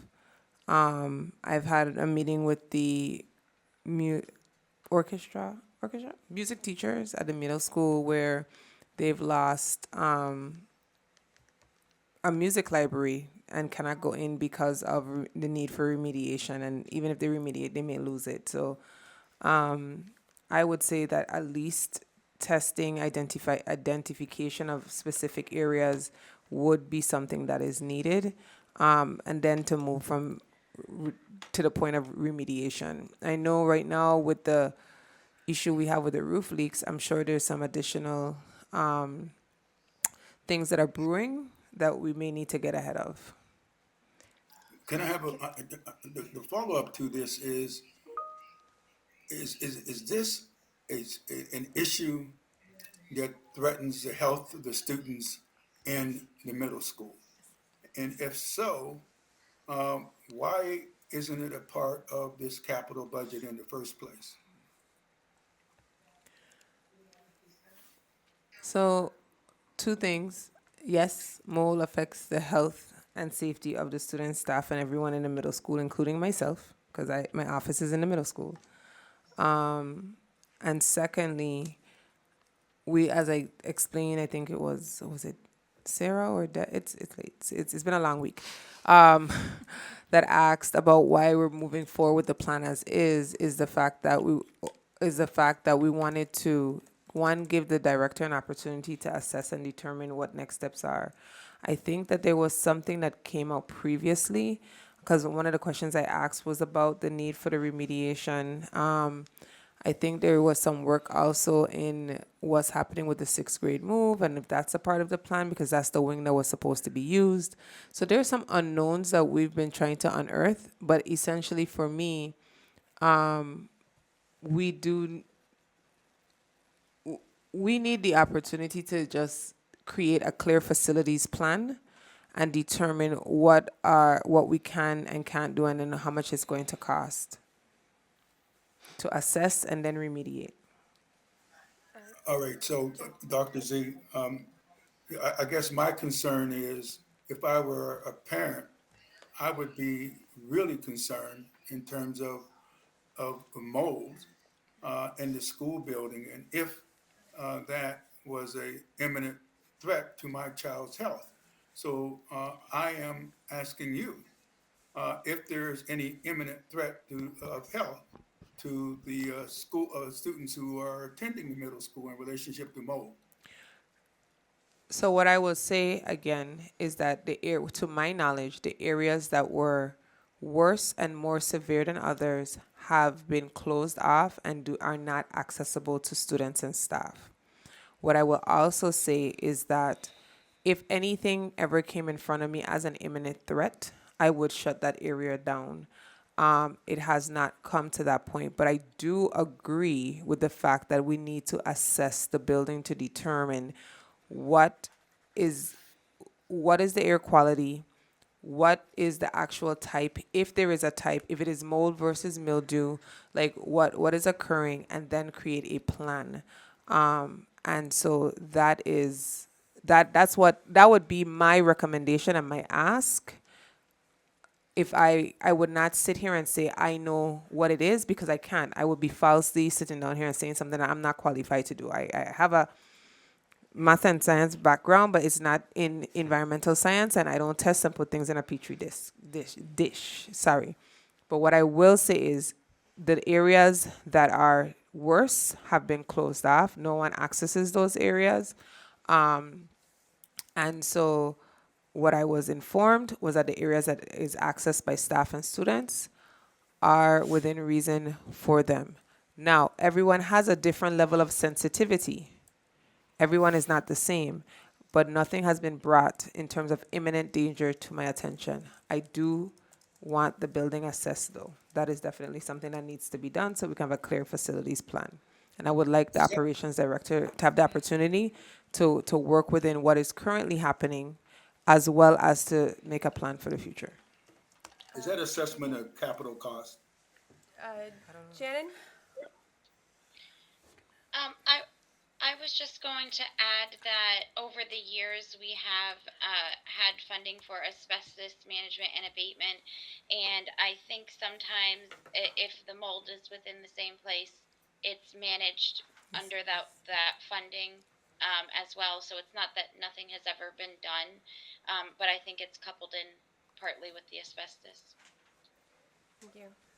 Jennifer? Do you not have I any- withdraw. Okay. Sarah? Yeah. I'm assuming that the mold or mildew, whatever, problem is due to the roof leaks. I could be wrong, but if they are, then trying to remediate before the roof is replaced may not make any sense at all. So while I support making our school healthier, I think this motion is premature, and I don't like to, I think the operations manager will be in the best position to tell us how much and when, and not go forward with that at this time. Okay. Tillman? Has the motion been seconded? Yes. Yes. Yes. Okay, so then I speak to the motion. I'm reluctant to vote yes on the motion to amend because this was not put forth by the superintendent, nor was it studied, and so there's no basis on which a suitable amount can be determined. Deb? I'm not willing to wait another year. There's kids in there that get headaches. There's kids in there with asthma.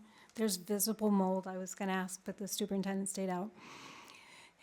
The reason that air quality studies have not been done is because if there is visible mold, there is no reason for it to be done.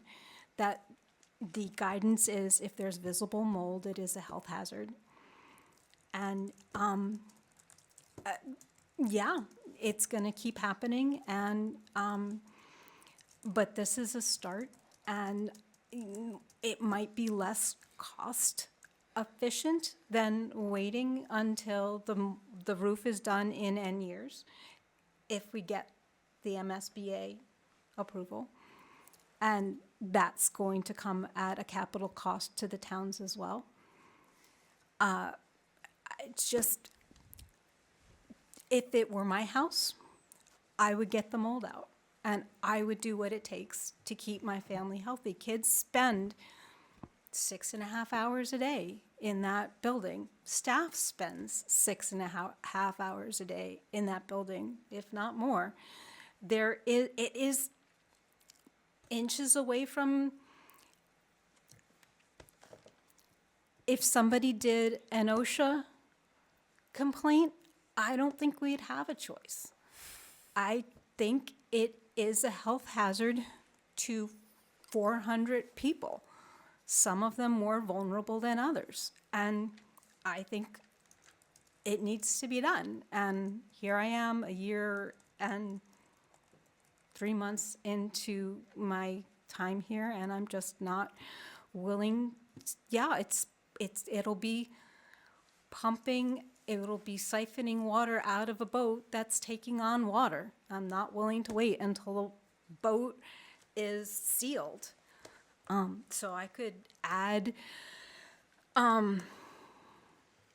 assessment or development of a capital plan, but I'm just not willing to let this go another year without it being something actionable on my part. And this is my effort to do that. Shannon, can I ask you a question? If our operating budget needs to be turned in on Monday, is the same true for the capital plan? Or if it's, you said there's a threshold, a dollar threshold? Yeah, I have to check with the treasurer. I know because we were talking about another capital project to put on here that would have put us over a threshold, and there was some requirement. I can't remember what it was, and we decided not to do that to put us over that Okay. amount. But I need clarity from her. Uh, I have the regional agreement printed out right next to me, so I will check to see if we need to have this voted, the capital portion voted within 40 days. So you just give me a minute, I will look. Okay, thank you. I had Sarah? and Yeah, then I was just going to say, we can vote this kind of thing off-cycle. We don't have to wait a year. It's like when we passed another authorization for the truck or something, whatever it was we did last February or March, and they still have the pocket veto or pocket approval, I guess. So I don't think it's that we would have to wait a year. So I don't think we have to act on it tonight. Shannon can look into, whatever the requirements are, let the operations manager weigh in on this. Anna? So I was going to ask whether mold abatement is part of the MSBA grant or whether mold remediation would be part of the roof replacement project. And if so, then it would make sense and then is the roof going to be replaced like this summer, or is it going to be next year, or is it going to be the following year? I think we're in the design phase. I don't think more remediation because it's not even the full roof. It's portions of the roof that's being replaced. I have to get the full percentage to tell you. That's one. Two, I don't think, but I don't want to be quoted, so let me get some more information about what all is included in the replacement. And what was three? When is it going to be replaced? Okay, so I believe it's the work either starts summer of 2027. I believe it's either 2027 or 2026. Okay. So then I would say we need to address the mold way before then. And I'm with Deb on this one. I heard reports of people attending a concert in the middle school auditorium and leaving because they were coughing. So it's not safe. And continued exposure to this kind of fumes it is a health hazard, and I do think it needs to be addressed before the roof is replaced. At the very least, where it's visible in rooms that we're using, it needs to be addressed. And I don't know how to figure out how much money to allocate towards that or how much money to allocate towards even just an assessment. But I don't think this can be delayed. It's been delayed for like 15 years, and it's still not being taken care of. And this is just one of those things where every year that we wait, we're endangering the health of kids and teachers and staff. Hi, Dr. Z. I would like to ask the regional school committee to table this, give Shannon and I an opportunity to review the regional agreement, to meet with Mike Gallo, to to revise the capital plan and bring it back forth. When do we need to do that? Can we do that, Shannon? I'm not seeing in here where it relates capital and a specific deadline. Doesn't mean it doesn't exist, but I haven't found it yet. Okay. Bridget? I mean, I agree with Dr. Z. It seems to me like at the very least, we need a mold study, so we have some data to tell us what's going on. This capital plan has some very large expenditures that would fall below this expenditure in terms of immediacy, so I don't want to vote on it right now, no. Irv? I guess at a minimum, just to give the school committee, parents and students some safety consolation is, can there be an air quality study done? I mean, because if an air quality study is done throughout the school, at least we have information that there is or is not a problem. I do agree, Irv. I just would like to have the opportunity to price that adequately, shift things around, and then I wouldn't just do it for the middle school. I would just do it for the region one time in the high school, because there are areas of the high school that I have received emails of concern about. So that's why I'm asking to table this. I think that the next regional meeting is on the 25th. I think that would give us enough time to meet with Mike, Shannon, and the team. We can price out what it's going to cost and move forward that way. So I'm just asking for this to be tabled. Shannon? And I just think that we also need a backup plan to meet on Monday in the event that it does need to be voted. Can't be Monday. We need 2 business days. It would have to be Wednesday. So we'll talk about that, Shannon.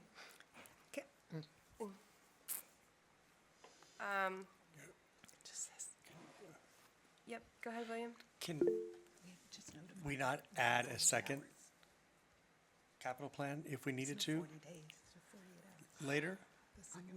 Or we may want to redo this, so never mind. I'll be quiet. Yeah. Jennifer? Oh, no. What, are you guys all set? Okay. Deb?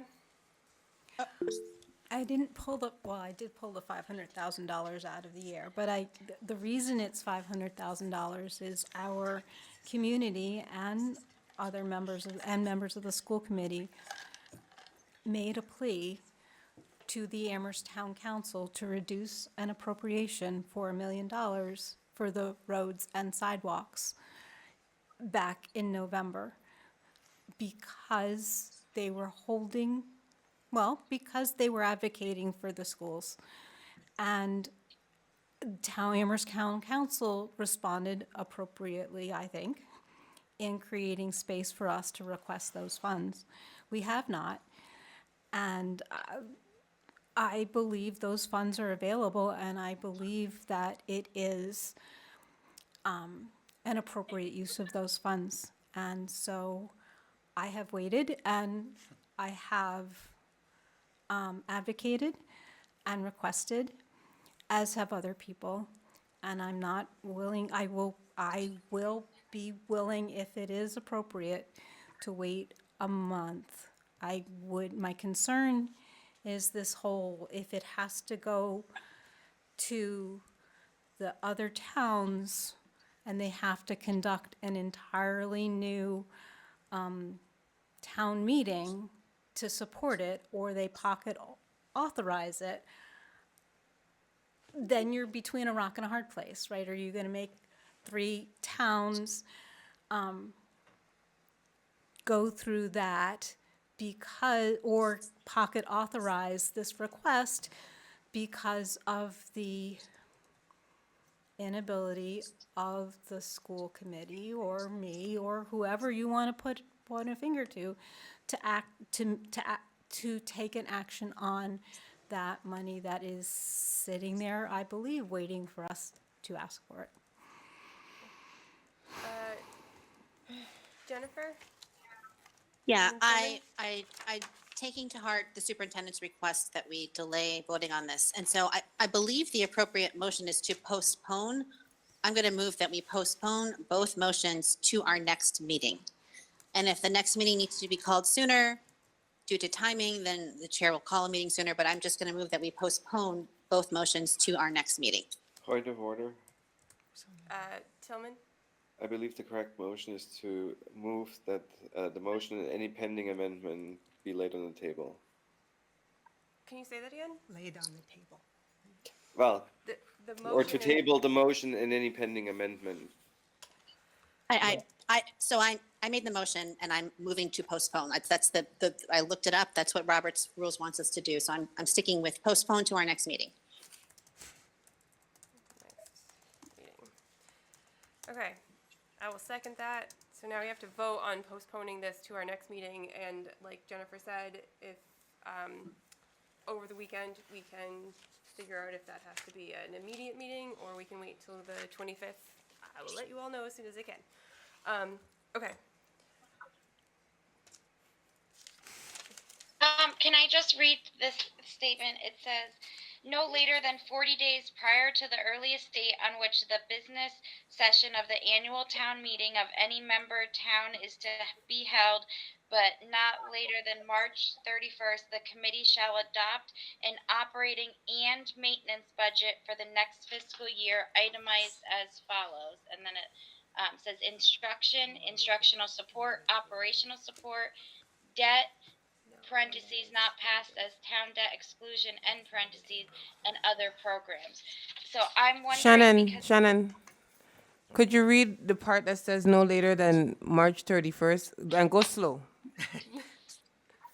so not later than 40 days prior to the earliest date on which the business session of the annual town meeting of any member town is to be held, but not later than March 31st. So You have to do both. it's gotta be 40 days prior, and and if it's 40 days prior is after March 31st, it has to be voted by March 31st.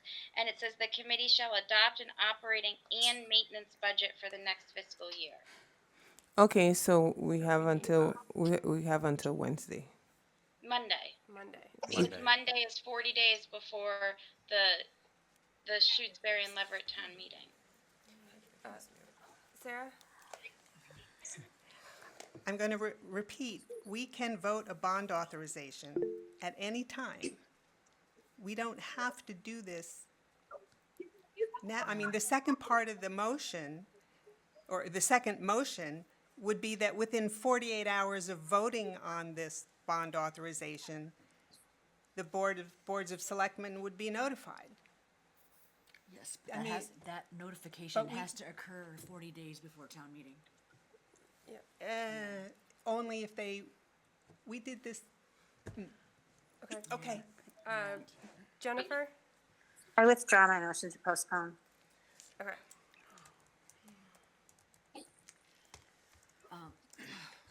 Okay. So, here's what I think. I think we should vote this capital plan in, so we meet all of our deadlines with the towns, so we are in compliance, and we can take up, we can work to figure out how to add Asbestos remediate, or some sort of mold remediation. mold plan. Otherwise, we're gonna be out of compliance with our Assessment, assessment. okay. Okay. And Yep. Just to clarify, or point of order, I guess, we did not accept an amendment, did we? Yes, we did not. We did We not. did not. Okay, so it is as printed Yes. currently. As Okay. written. And you don't have to say it again. Oh, good, thank you. Okay. Tillman? But the amendment is still on the table, right? I withdraw. Ah, okay, sorry. No, No, Yep. Jennifer withdrew.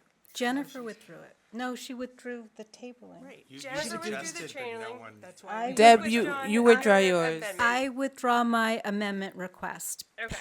If we're going to do, well, I didn't do it. I request that we do what we say we will do in as quick an order as possible, Yes. separate from the amendment withdrawal. It's not conditional. Okay.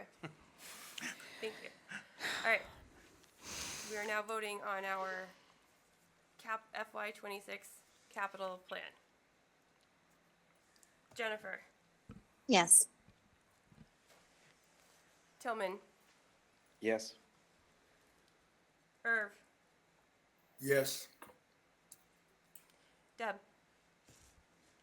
No. Bridget, Sarah, Yes. Anna.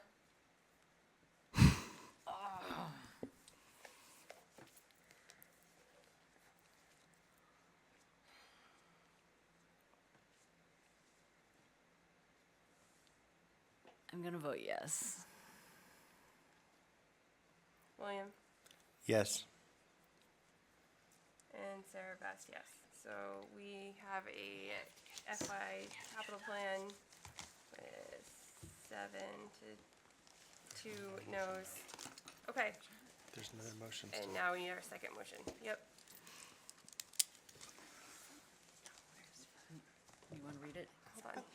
Are you looking at me? Oh, okay, sure. Move that within 48 hours from the date on which this vote is adopted, the secretary be and hereby is instructed to notify the Board of Selectmen or Town Council of each of the member towns of this district in writing as to the amount and general purposes of the debt herein authorized as required by Chapter 71, Section 16D of the general laws and by the district agreement. In addition, the committee shall cause the same information to be published within 10 days after such authorization as a paid notice in a newspaper circulating in the district. I second. Okay. Any further discussion? Deb, Yes. Bridget, If I voted no on the motion, wouldn't I not vote no on this, or is this just to send it? this is the motion that says, Since the go whole budget. forth and tell the people you need to Okay. tell. Yes. Thank you. Sarah, Yes. Ayanna, Yes. William, Yes. Jennifer, Yes. Tillman, Yes. Irv, Yes. and Sarah Best, yes. Motion passes unanimously. Okay. Irv, Will all the information necessary to be forwarded by the secretary to the towns be forwarded to the secretary? Yes. Shannon will do. Yes, Shannon will handle that. The treasurer does it, but yes. Thank you. okay. Anybody want to make a? Yeah, Jennifer. Don't we have one more motion Yeah. about debt Yes. assessment? The debt assessment, yeah. Page 5. Oh, yes. I move to Thank you, assess member Jennifer. towns. I move to assess member towns for debt service on previously approved projects according to the debt schedule for fiscal 26 as follows. Amherst, $367,832, Pelham, $27,745, Leverett, $42,273, and Shutesbury, $34,039. Second. Was that you, Anna? Yeah. Okay. Any further discussion? Excellent. Deb, Yes. Bridget, Yes. Sarah, Yes. Anna, Yes. William, Yes. Sarah Beth, yes. Jennifer, Yes. Tillman, Yes. Irv, Yes. excellent. I move we adjourn. Second, Jennifer. Was that you, Deb? Yeah. All right. Do we have a second? I seconded. Second. Jennifer. Jennifer did. All right. Jennifer, Yes. Tillman, Yes. Irv, Yes. Deb, Yes. Bridget, Yes. Sarah, Yes. Anna, Yes. William, Yes. and Sarah Beth. We are adjourned. Thank you all.